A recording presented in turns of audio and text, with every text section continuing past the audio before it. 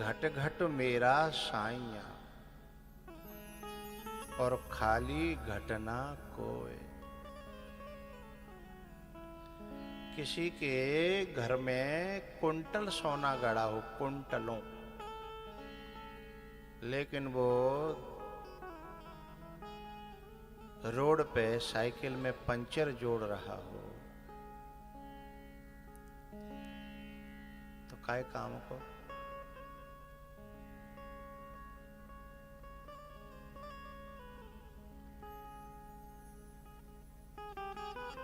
या तो उस व्यक्ति को सोने का पता नहीं है, और यदि पता है और फिर भी पंचर जोड़ रहा है तो बेवकूफ है। ठीक है? या तो पता नहीं है, और पता होते हुए भी अगर वो पंचर जोड़ रहा है तो फिर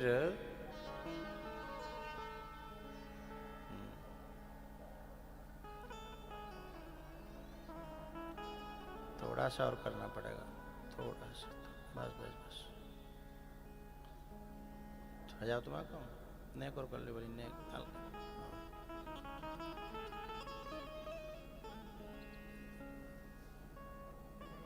तो सोना होते हुए भी गड़ा है घर में,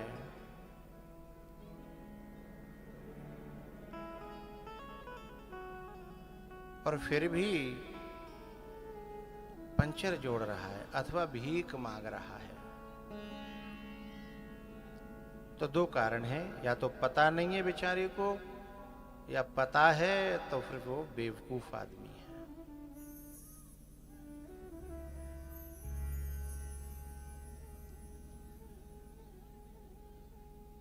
कौन है वो? हम सभी। बोले क्यों? हम में से थोड़ा सा भी समझदार आदमी या जो होता है,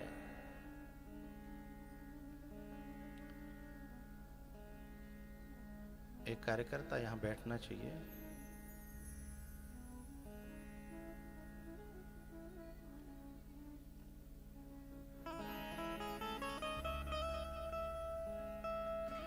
वहीं से जो है इस दूसरे विभाग में कोई व्यक्ति क्यों घुस रहा है, इस बात का कार्यकर्ताओं को पता होना चाहिए कि आदमियों में आदमी घुसे।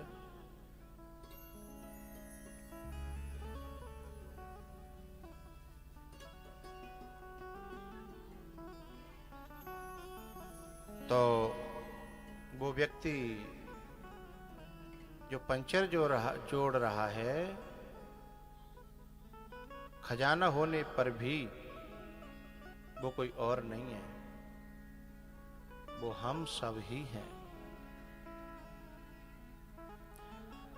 जब सच्चिदानंद स्वरूप परमात्मा हमारे भीतर है,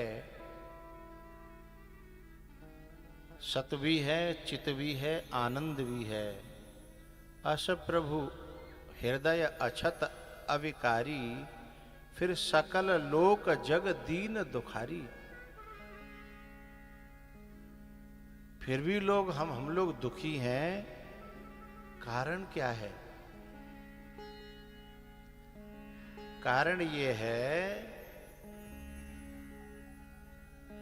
कि स्व अंतस्थ हमारे अंदर स्थित, अंतः भीतर स्थित होते हुए भी न पश्यन्ति। और एक गजब की बात कही गोस्वामी जी ने कि सकल जो मनुष्य हैं, सामान्य मनुष्य हैं, वही नहीं, सिद्धः अपि न पश्यन्ति। बड़े बड़े सिद्धों के को भी वह दिखाई नहीं देता, अंदर बैठा हुआ भी।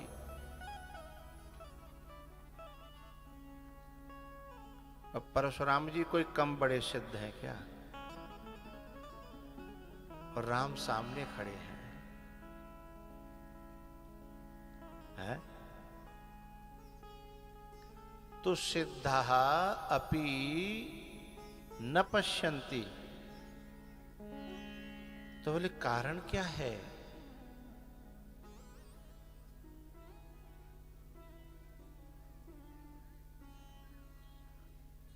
बोले श्रद्धा विश्वास रूपिणौ भवानी शंकरौ विना। श्रद्धा विश्वास रूपिणौ भवानी शंकरौ विना सिद्धः अपि स्व अंतस्थम ईश्वरम न पश्यन्ति।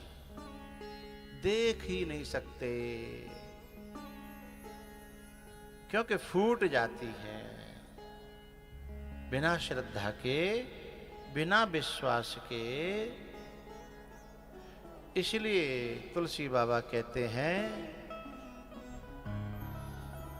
कि मैं ऐसे श्रद्धा विश्वास स्वरूप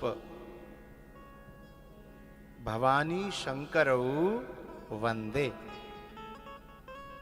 कैसे भवानी शंकरौ वंदे? बोले याभ्याम सिद्धः अपि स्व अंतस्थितम ईश्वरम न पश्यन्ति। ऐसे श्रद्धा और विश्वास को शिव और पार्वती को अहम वंदे, मैं उनकी वंदना करता हूं, क्योंकि उनके बिना कितनो ज्ञान है जाए, कितनो वैराग्य है जाए, कितनो कछु है जाए, न पश्यन्ति।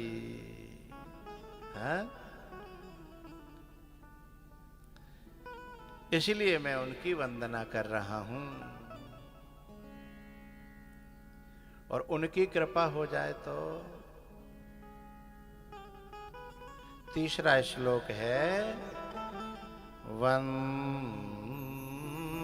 बोधमयं नित्यं गुरुं शंकररूपिणम्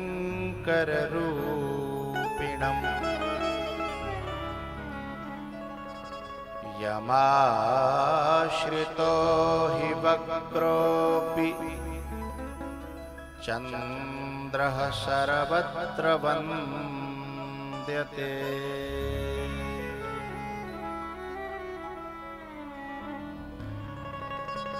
यमाश्रितो हि वक्रोऽपि चन्द्रः सर्वत्र वन्द्यते।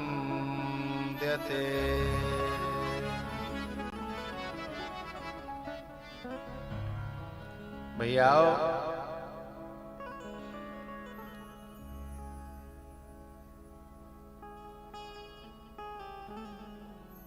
यह शंकर भगवान की पहले विश्वास के रूप में वंदना कर दी, पर पेट नहीं भरो। दोबारा फिर बोले मैं फिर शंकर भगवान की वंदना कर रहा हूं। कभी कभी मैया कोई कोई एक ही नारी हमारे कई रिश्ते में लगती है। फलाने रिश्ते से मामी लगती है, और फलाने रिश्ते से चचिया सास लगती है, और ढिकाने रिश्ते से वो फूफी लगती है। तो उन सारे रिश्तों का फायदा उठाना चाहिए व्यक्ति को, है ना। और जा रिश्ता से फायदा होए बाय ज्यादा माने, जाते फायदा होए बाय ज्यादा माने। ये तो संसार का स्वार्थ का हो गया। लेकिन ठाकुर जी से, भगवान से जैसे बिन को हम प्रेम पा सकें, उस रिश्ते को ज्यादा मानना चाहिए। और फिर जिस जिस रिश्ते से उनका प्रेम मिल जाए, उन रिश्तों को मना लेना चाहिए। अभी विश्वास के रूप में शिव को मनाया, एक रिश्ता ये चला लिया। अब दूसरा रिश्ता बोले मेरे गुरु हैं वो। वंदे बोधमयं नित्यं गुरुं शंकररूपिणम्।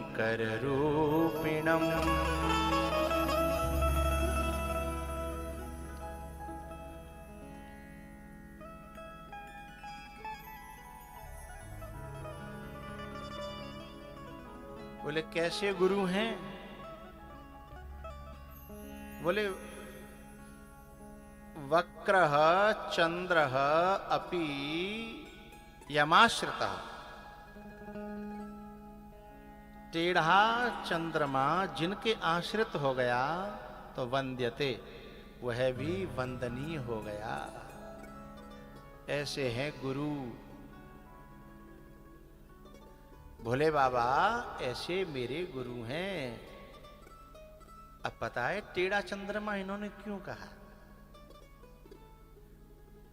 क्योंकि तुलसीदास जी कहते हैं कि मोते ज्यादा टेढ़ो तीनों लोकन में कोई नहीं है। तो मोते ज्यादा टेढ़ो। मेरा जन्म हुआ तो मेरे मुंह में दांत आ गए थे। मेरे माँ बाप ने मुझे त्याग दिया था।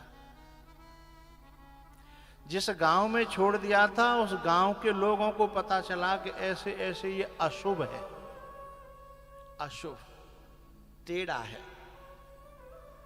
तो गांव के लोगों ने बाहर जंगल में एक मंदिर था, वहां पे डाल दिया। मैं तो शरण होना भी नहीं जानता था, लेकिन मंदिर में पटक दिया था ना, इसलिए उन्होंने मुझे शरण में ले लिया। उन्होंने मैया पार्वती को भेज करके कहा कि जो भूखो पर्यो विचारो, जा कछु खवाया। तो एक बुढ़िया का रूप बना करके मां पार्वती मुझे उस समय भूखे मरते हुए को भोजन दिया, प्रसाद दिया। और मेरे जैसे जिसके टेढ़ेपन को देख करके समाज ने त्यागा, बाप ने त्यागा, गांव ने त्यागा, और उसको जिसने अपने अंक में लिया, ऐसे हैं मेरे भोले बाबा हैं। और केवल अंक में लिया ही नहीं, सर्वत्र वंद्यते, मुझे पूरे जगत में वंदनीय बना दिया। ऐसे भोले बाबा को, ऐसे अपने गुरु को मैं नमन करता हूं।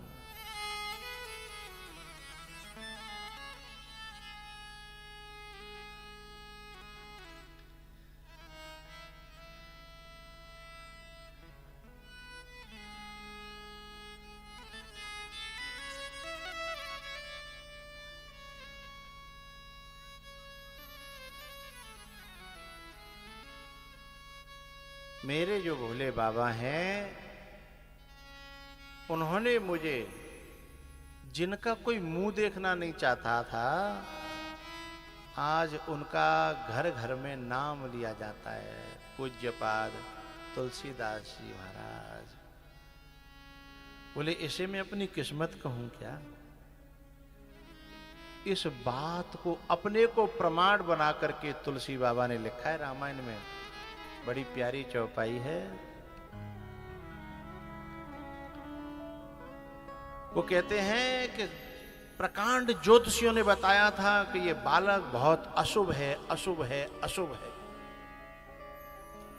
अब कितना अशुभ बताया होगा, कितना अशुभ रहा हूंगा मैं, कि मेरी मां तक दहल गई।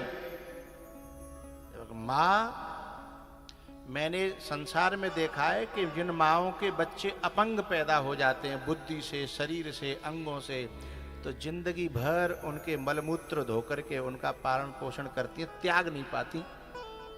लेकिन जब मुझे त्यागा होगा तो क्या रहा होगा, कितना अशुभ रहा होगा मैं, है? इतने अशुभ को, इतने अदर्शनीय को, जिसका दर्शन भी न कोई करना चाहे,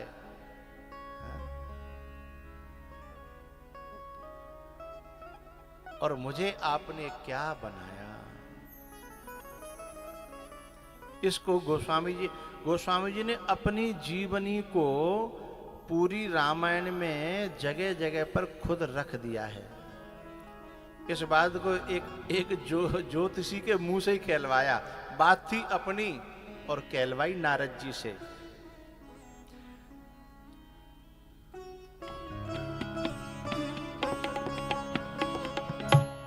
भावियु में सकहि त्रिपुरारी, भावियु में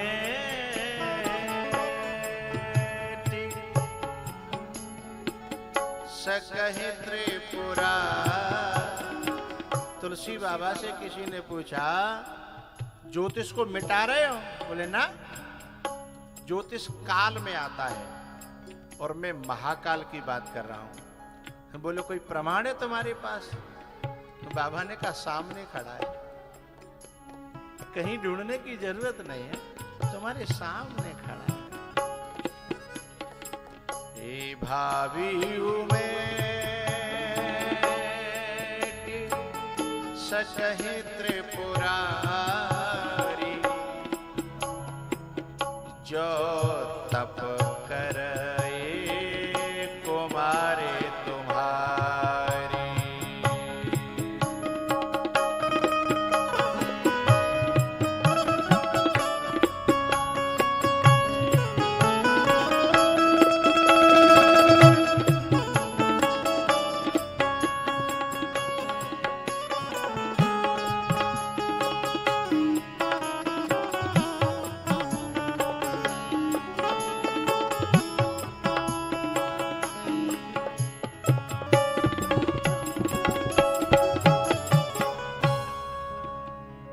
उपनिषद कहते हैं, दुर्लभो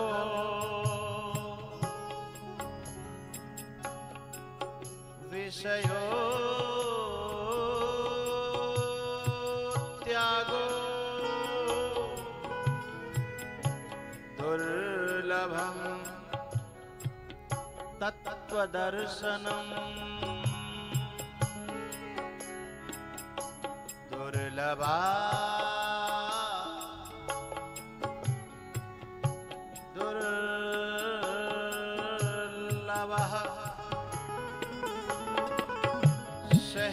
सहजावस्था,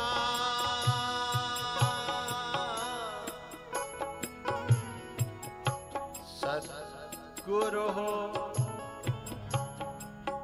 करुणा बिना,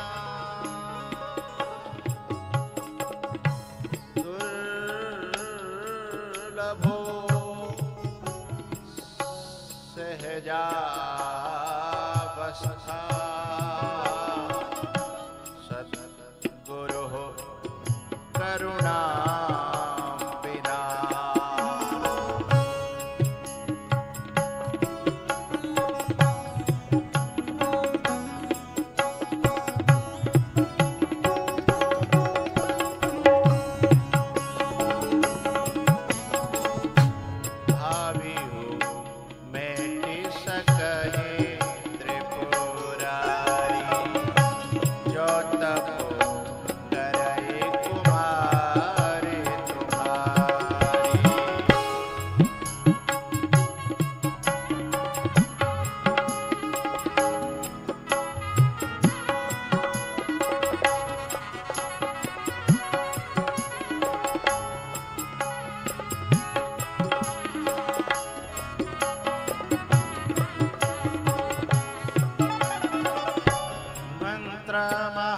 महामणि विषय व्याल के, मेटत कठिन कुअंग भाल के।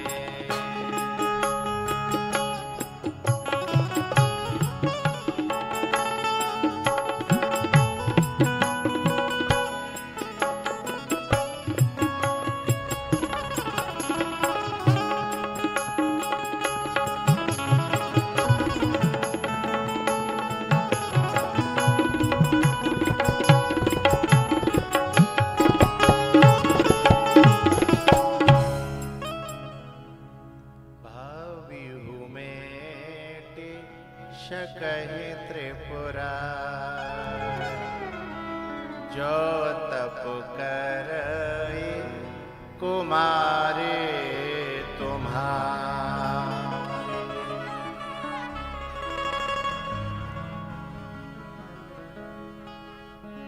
ऐसे हैं भोले बाबा उनसे मेरा नाता है कि वो मेरे गुरु हैं।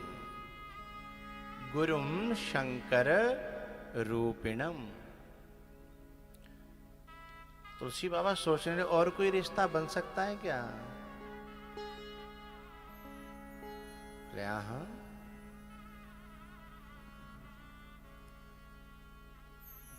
भोले बाबा ने कहा वो मेरे बाप भी हैं। बोले कैसे? बोले जिन्होंने निवाला मुझे दिया और जिन्होंने मुझे पाला, पार्वती जी को भेज करके मेरी मां को,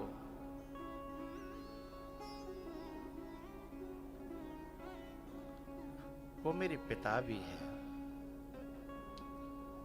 उनकी वंदना करी।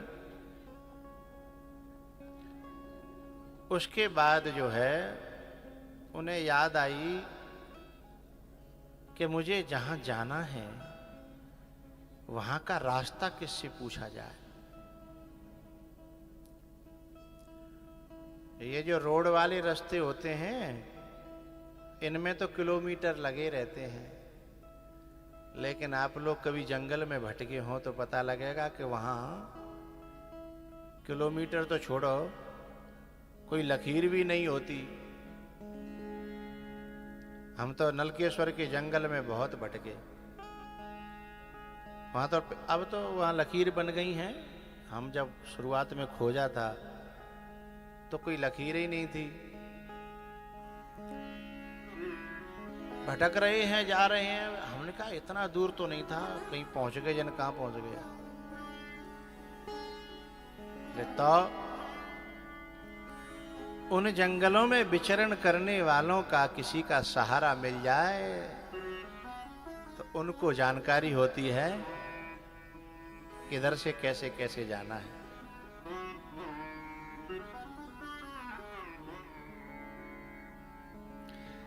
अब जंगल में ये भी पता नहीं रहता कि कब कहां गड्ढा है, कब कहां दलदल है।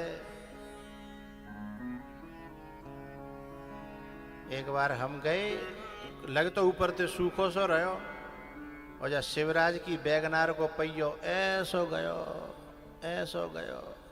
पूरी बात नहीं बताऊंगा, घबराओ मत। पूरी बात थोड़ी ज्यादा खतरनाक है, पर प्रकारांतर से बता भी सकता हूं ऐसे तरीके से।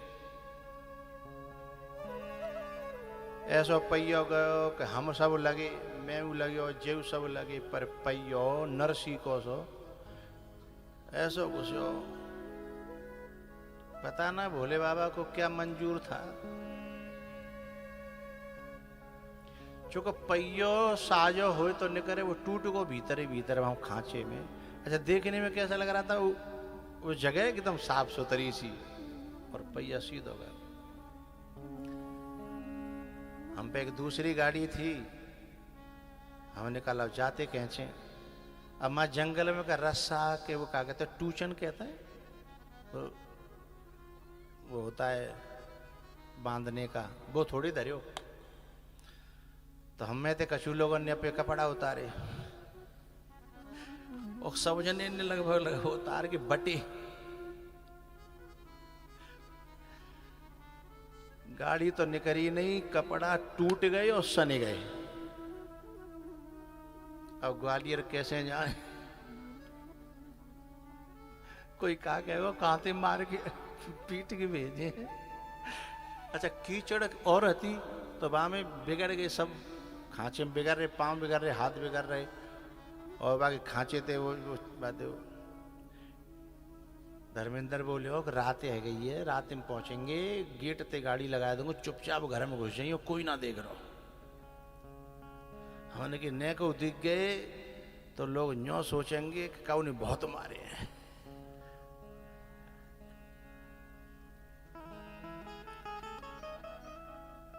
तो हमने कि और लेट कर ले, उन्हें सब सो जाए तब चले।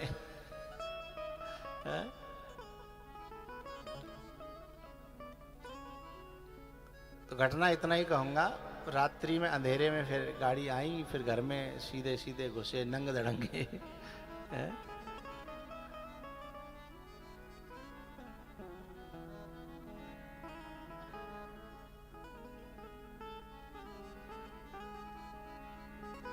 उस दिन को कोई भूल सकता है क्या?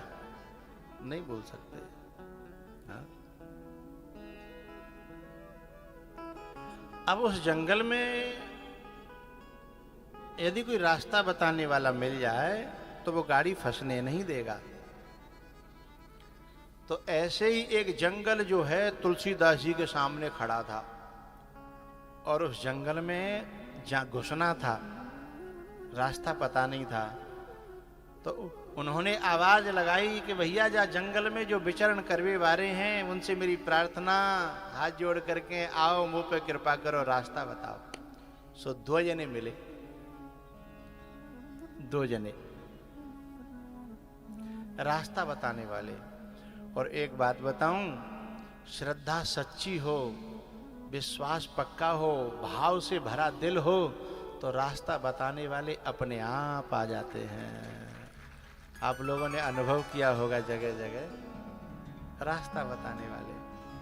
हमारे साथ में नैमिषारण्य जो गए थे वे लोग इस बात को जानते होंगे कि हम रुद्रावर्त का पता नहीं जानते थे और 2 अनजान लोग आए और हमें रास्ता बता के वहां तक पहुंचाने के बाद हमने उन्हें कुछ देने की कोशिश की तो लिया ही नहीं।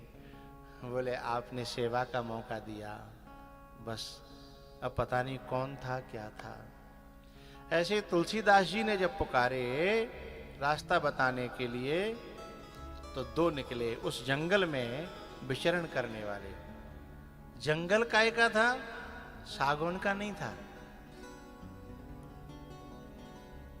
तो सीताराम गुणग्राम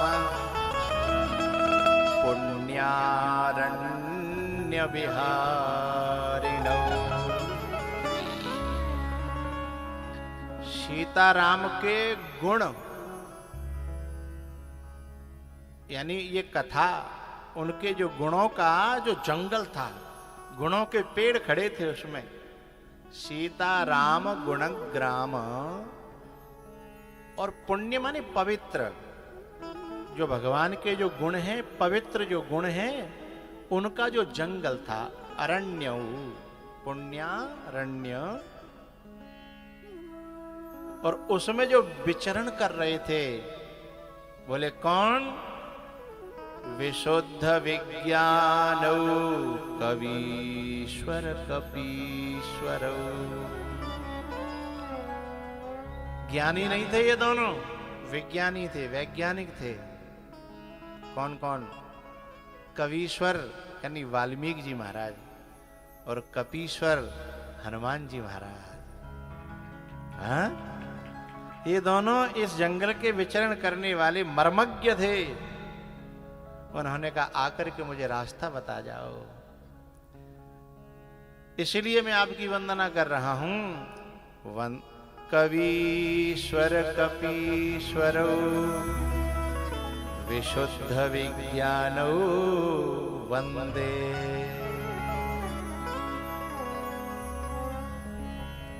हे कवीश्वर, हे कपीश्वर, आपकी मैं वंदना कर रहा हूं। आप इसमें विचरण करते हो, जरा हमको भी रास्ता बता दो। और श्लोक फिर से समझिएगा। सीताराम गुणग्राम पुण्यारण्य विहारिणौ वंदे विशुद्ध विज्ञानौ कवीश्वर कपीश्वरो। हे कवीश्वर, हे कपीश्वर, आओ मुझे रास्ता दिखाओ, कहीं मैं भटक न जाऊं, कहीं मैं खो न जाऊं। ये बहुत बड़ा जंगल है। हाँ?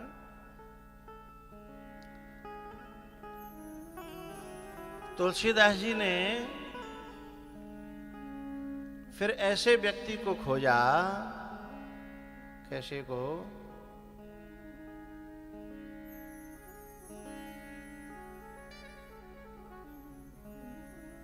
कि जो मेरी बुद्धि को निर्मल कर सके, और वो थी माता सीता।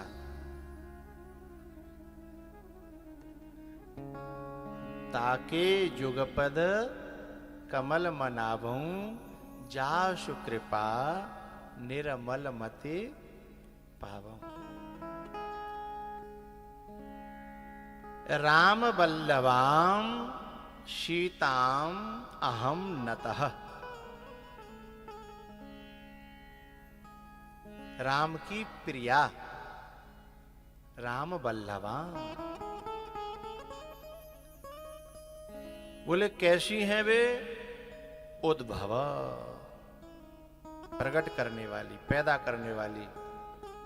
बोले क्या? सद्गुणों को, सद्गुणों को पैदा करने वाली हैं। स्थिति, बोले पालन करने वाली हैं।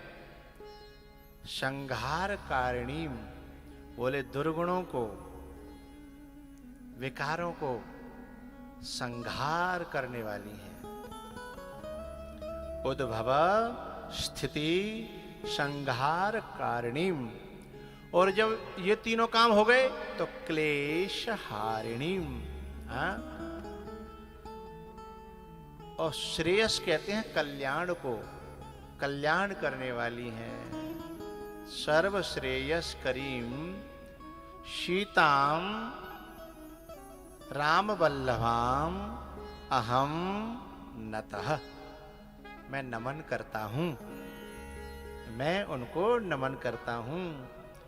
बोले काय के लिए बुला रहे हो? बोले जे काम मैंने गिनाए का भी सवन कर दो। जो मैंने गिनाए हैं तुम ऐसा करती हो, वैसा करती हो। अच्छा एक बात बताऊं, ब्रह्मा जी जो करते हैं सीता जी वो भी कर देती हैं। शंकर भगवान जो करते हैं सीता जी वह भी कर देती हैं। ब्रह्मा जी, शंकर भगवान और विष्णु भगवान वो जो करते हैं वह भी कर देती हैं। और जो गुरु करता है वह भी कर देती हैं। ये तीनों एक ही काम कर पाते हैं। चारों, गुरु को भी ले लो, और वो चारों को मिलके अकेला कर देती हैं। ब्रह्मा जगत को पैदा करते हैं, और सीता जी के लिए शब्द आया उद्भवा। और इसको कहां जगह जगह पर मैं प्रमाणित करता चलूंगा कथा में। पैदा करने वाली उद्भव, स्थिति यानी पालन करने वाली जो विष्णु करते हैं।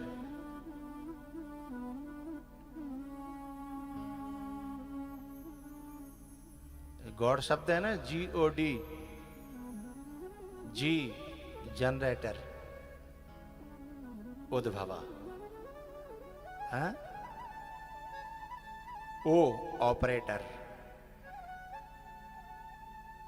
तू नहीं, जगत का ऑपरेटर, चलाने वाला, पालन करने वाला। जनरेटर, ऑपरेटर, डिस्ट्रॉयर, संहार करने वाला। है? भव भव विभव पराभव कारिणी।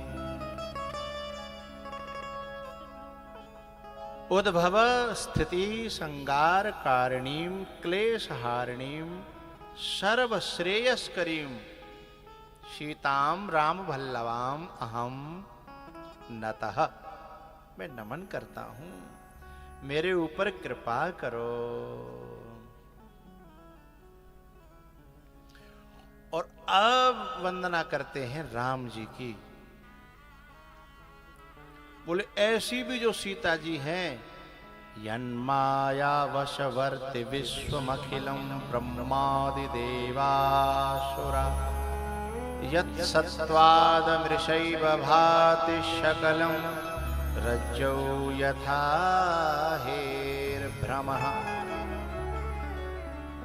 यत्पादप्लवमेकमेव हि भवाम्भोधे स्थितिर्षावताम् वंदेहं तमशेष कारण परम रामाख्यमीशं हरिम्।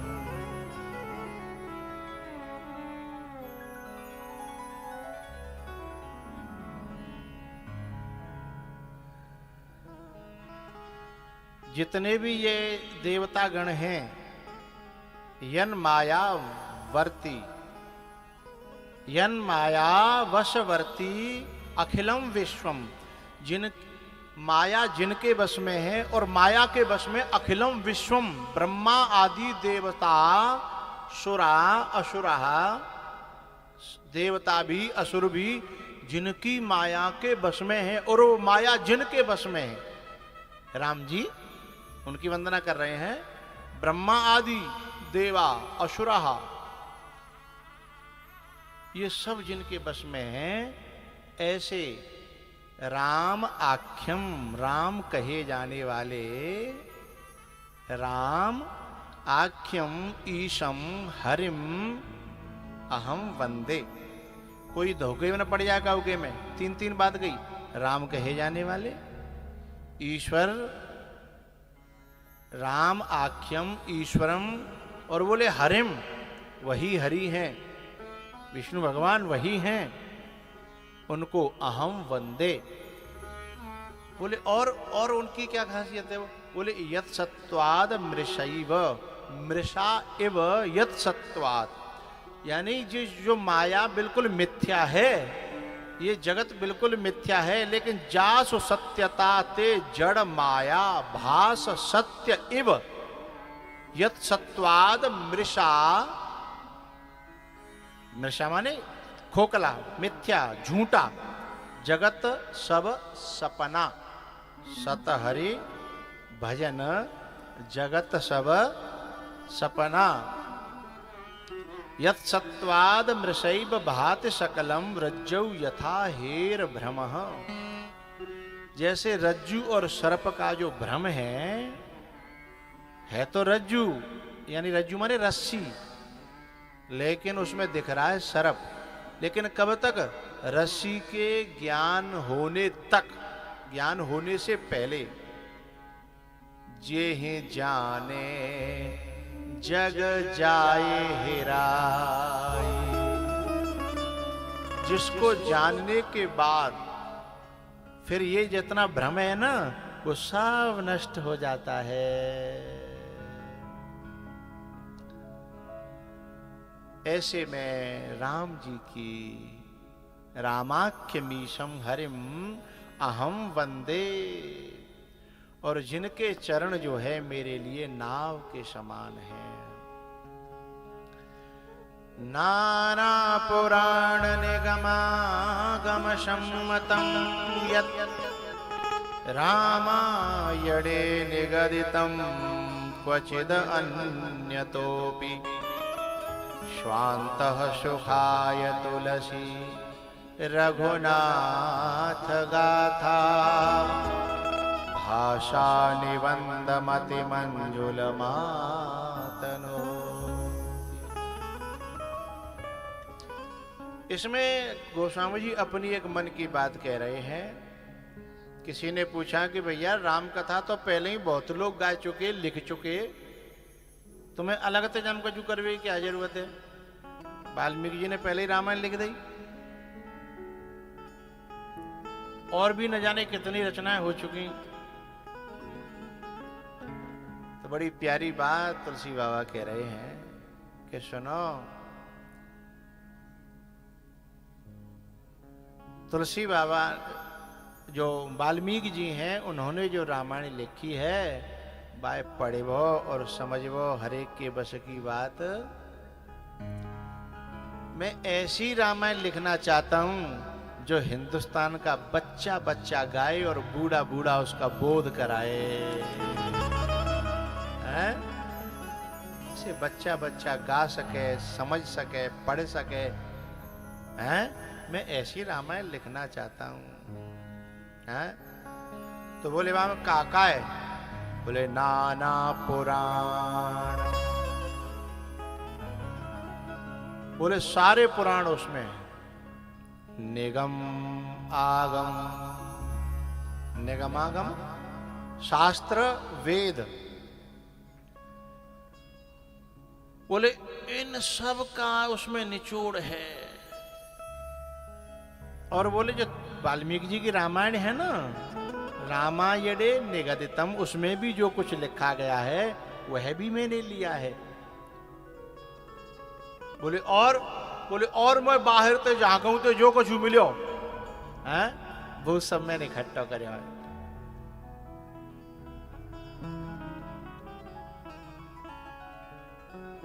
एक बात बताऊं, गुलाब का अर्क, गेंदा का अर्क, सरसों का अर्क, गिलोय का अर्क, हजारा लपा, एक लपा होता है जिससे 1000 रोग ठीक होते हैं। चिरचिटा कहते हैं, उल्टा चिरचिटा, भाई फेंक के काऊ के मार दे तो चिपक जाता है, उसे 1000 रोग ठीक होते हैं। लपा का अर्क, और भी अकौआ का अर्क, मदार, और भी ऐसी 50 जड़ी बूटियों के अर्क अलग अलग एक शीशी में भरे जाएं।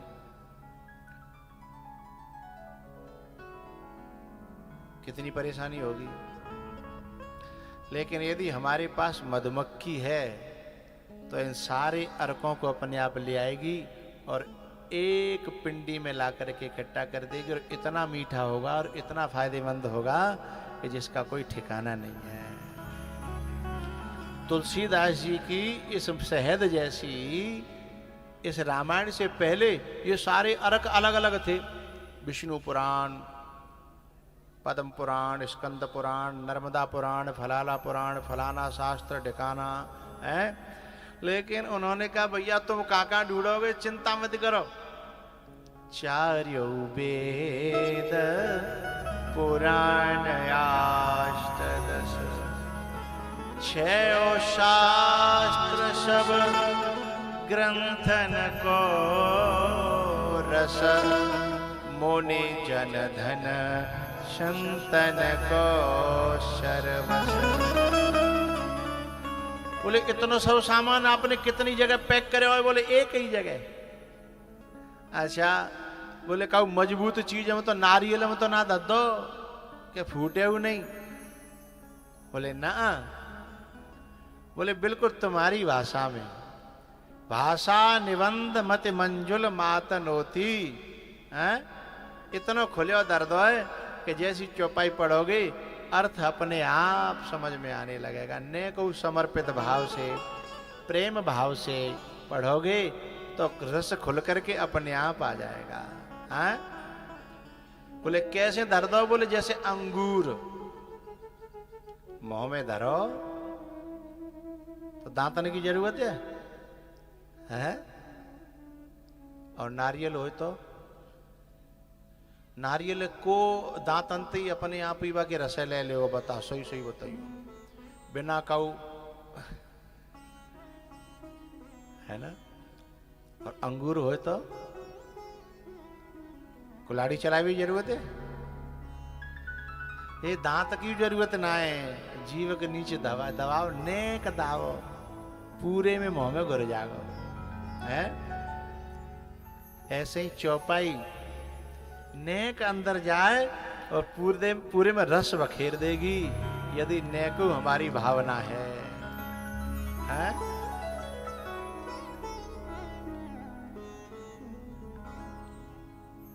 नाना पुराण निगमागम सम्मतम यद् रामायणे निगदितम क्वचिदन्यतोऽपि स्वान्तः सुखाय तुलसी रघुनाथ गाथा भाषा निबंध मति मंजुल मातनोति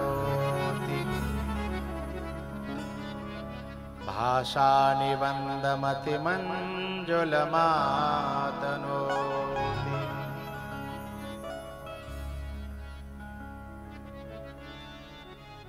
भैयाओ, यदि कोई रामायण का पाठ 12 बार लगातार कर दे, चाहे अर्थ सहित कर दे चाहे बिना अर्थ के कर दे, बारह बार, तो रामायण की चौपाइयां अपने आप अपना अर्थ बताने लगती हैं नींद में आकर के कि बावरे मेरा अर्थ जे ना है, मेरा अर्थ जे है? मेरा अर्थ ये नहीं है, मेरा अर्थ ये है। खुद चौपाई, क्योंकि चौपाई जड़ नहीं है, चेतन है, और वो आकर के अपना अर्थ बोलती है। समर्पण भाव से, प्रेम भाव से, कृपा मान करके उसको पढ़े। रामायण बारह बार में अपने अर्थ खोलती है। जब ये सब वंदनाएं कर ली श्लोकों में, तुलसीदास जी ने,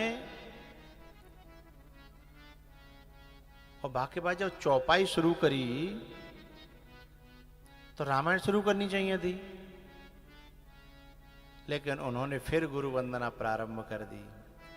वंदं गुरु पद पदुम परागा,